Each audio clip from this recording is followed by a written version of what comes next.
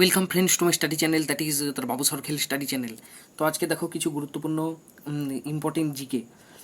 ভিটামিনের সঞ্চিত হয় কোথায়? যকৃতে। শরীরের সবচেয়ে বড় গ্রন্থি কি? যকৃৎ বা লিভার। ভিটামিনের সঞ্চিত হয় কোথায়? যকৃতে। শরীরের সবচেয়ে বড় গ্রন্থি যকৃৎ বা লিভার। শরীরের সব থেকে ছোট গ্রন্থি হচ্ছে পিটুটারি, যাকে প্রভুগ্রন্থি বা মাস্টার গ্ল্যান্ড বলা হয়। শরীরের সবচেয়ে ছোট গ্রন্থি হচ্ছে পিটুটারি বা প্রভুগ্রন্থি, যাকে পিটুটারি, যাকে প্রভুগ্রন্থি বা মাস্টার গ্ল্যান্ড বলা হয়। নেক্সট দেখো, মানুষের শরীরে হাড়ের সংখ্যা হচ্ছে 206টি। মানুষের শরীরে হাড়ের সংখ্যা 206টি। নেক্সট দেখো, মানুষের শরীরে মাংসপেশির সংখ্যা 639টি। মানুষের শরীরে মাংসপেশির সংখ্যা 639টি। নেক্সট দেখো, মানব হৃৎপিণ্ডে প্রকোষ্ঠের সংখ্যা 4টি।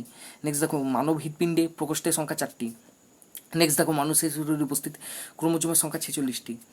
নেক্সট দেখো, মানুষের শরীরে উপস্থিত ক্রোমোজোমের সংখ্যা 46টি। তার মানব শরীরে সব থেকে বড় অঙ্গ হচ্ছে ত্বক। মানব শরীরের সব থেকে বড় অঙ্গ কি? ত্বক। শরীর উপস্থিত অ্যামিনো অ্যাসিডের সংখ্যা 22টি। শরীর উপস্থিত অ্যামিনো অ্যাসিডের সংখ্যা হচ্ছে 22।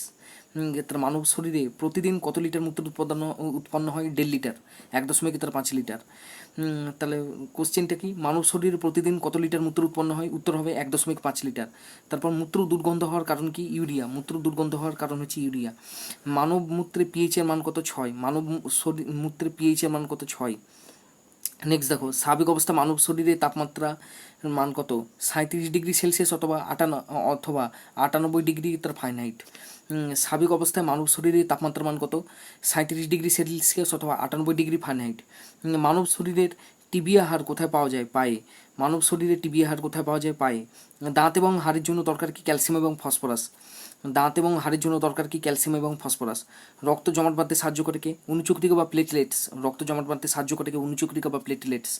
মস্তিষ্কের অধ্যয়নকে বলা হয় ফ্রেনোলজি। মস্তিষ্কের অধ্যয়নকে বলা হয় ফ্রেনোলজি। শোষণের সময় সর্বাধিক মাত্রায় কোন গ্যাস উৎপন্ন হয়? নাইট্রোজেন। শোষণের সময় সর্বাধিক মাত্রায় কোন গ্যাস উৎপন্ন হয়? উত্তর হচ্ছে নাইট্রোজেন।